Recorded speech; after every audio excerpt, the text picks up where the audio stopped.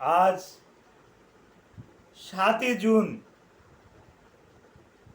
বাংলায় 24শে জ্যৈষ্ঠ, আরবিতে 10ই জিলহজ।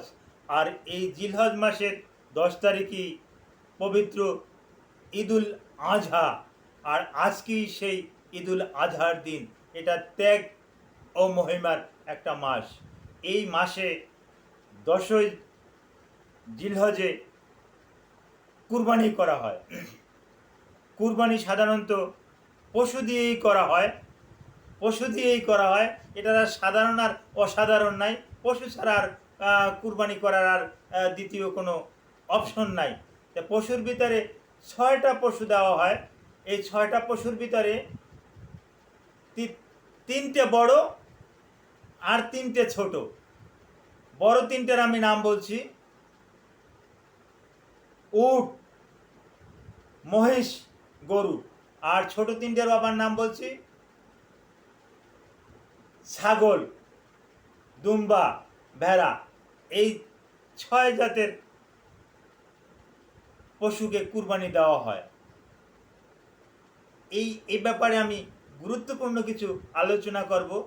ভিডিওটা না টেনে পুরো ভিডিওটা দেখলে আপনি অনেক কিছু শিখতে পারবেন। আসসালামু আলাইকুম রহমতুল্লাহি ওয়া বারাকাতুহু। আমি ডাক্তার মীর শহীদুল ইসলাম। আমার চেম্বার শুভেচ্ছা 255, ঐতিহ্যবাহী শেখঘাট, সিলেট। জি, গুগলে গিয়ে ডাক্তার মীর শহীদুল ইসলাম কথাটি লিখলে আপনি বিস্তারিত তথ্য পেয়ে যাবেন। জি, আলোচনা করব পশুর মাংস কুরবানি করা, জবেহ করা পশুর মাংস আপনি কতটুকু খেতে পারবেন, কতটুকু ফ্রিজে রাখতে পারবেন, ফ্রিজে কতদিন রাখতে পারবেন, এ বিষয়ে অনেকেরই ধারণা নাই।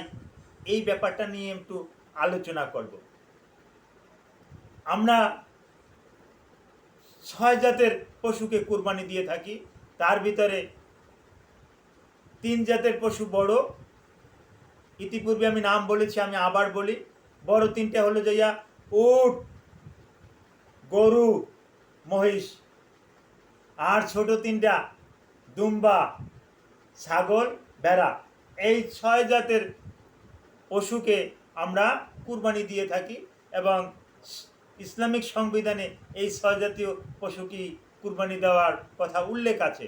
তো একটা গুরুত্বপূর্ণ বিষয় হলো এই 6 জাতের পশুর ভিতরে 5 জাতের পশু রোমিনেট। এই রোমিনেটের আর একটা ইংরেজি, রোমিনেটটাও ইংরেজি, এর আর একটা ইংরেজি আছে চ চ অফ গার্ড। এক কথায় এটাকে বলা হয় জাবর কাটা। তো এই 5 শ্রেণীর পশু জাবর কাটে। একটা প্রাণী জাবর কাটতে পারে না। ক্যামেল ক্যান নট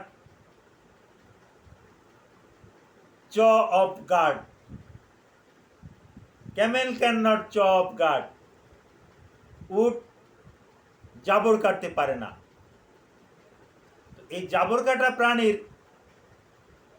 স্টোমাকের সংখ্যা একাধিক।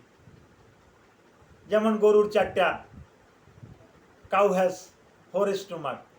এরকম জাবর কাটা প্রাণীর স্টোমাক বেশি। আর উটের স্টোমাক কিন্তু একটাই। তো এই যে সমস্ত প্রাণীতে জাবর কাটে, এদের মাংসের থেকে এদের দুধের মান ভালো। এদের দুধ খাওয়া উত্তম, কিন্তু মাংসে অনেক ক্ষতিকর দিক থাকে। কিছু কিছু মাংসের ভিতরে কিছু ব্যাকটেরিয়া বিভিন্ন রকমের জীবাণু থাকে। কিন্তু উটের ভিতরে আবার কিন্তু এই রকমের জীবাণুর সংখ্যা কিন্তু বেশ পরীক্ষা নিরীক্ষায় দেখা গেছে কম পাওয়া যায়।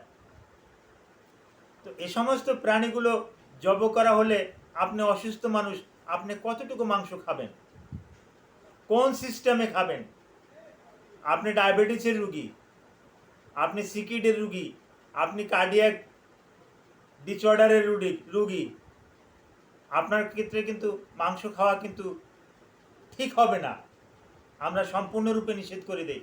তারপরেও আপনি খাবেন, হ্যাঁ, এ ব্যাপারে আপনাদের খাওয়ার একটু তালিকা দেব, তবে বেশি নয়, একবেলা খাবেন।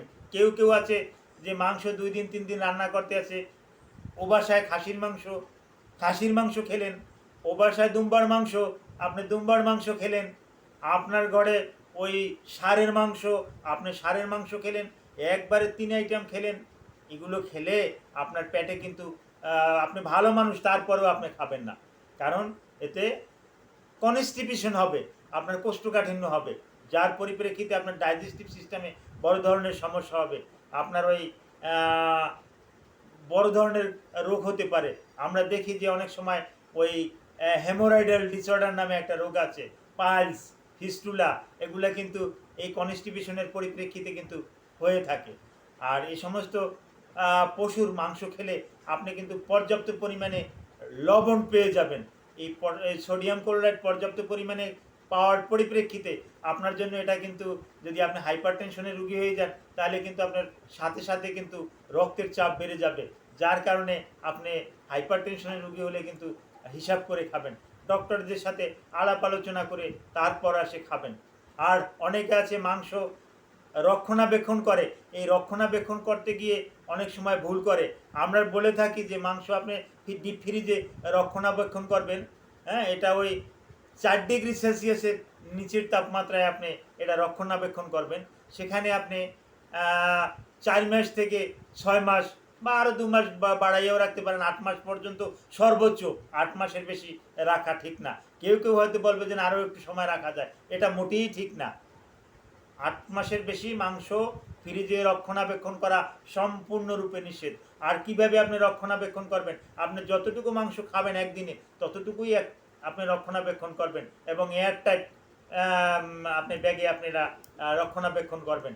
আর আপনি এই কাজটা ভুলেও করতে যাবেন না।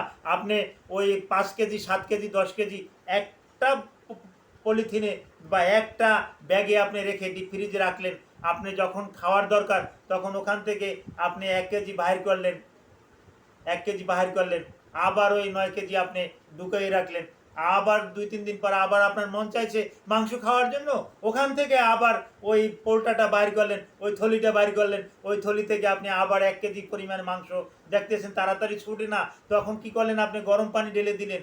এই যে কাজটা করলেন, আবার ওটা ওখানে রেখে দিলেন, এই যে কাজটা করলেন, এতে যে কতটা ক্ষতিকর আপনার শরীরের জন্য আপনি যদি জানতেন, জীবনেও এই কাজটা করতেন না। ওতে তাৎক্ষণিকভাবে ক্ষতিকর ব্যাকটেরিয়া, এককালে বড় ধরনের ক্ষতিকর ব্যাকটেরিয়া ওর ভিতরে ঢুকে যায়, যার পরিপ্রেক্ষিতে এই কাজটা আপনারা ভুলেও করবেন না।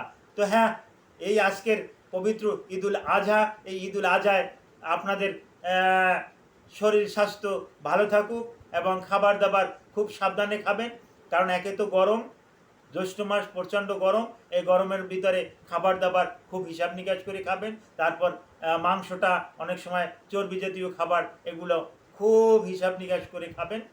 Thank you all.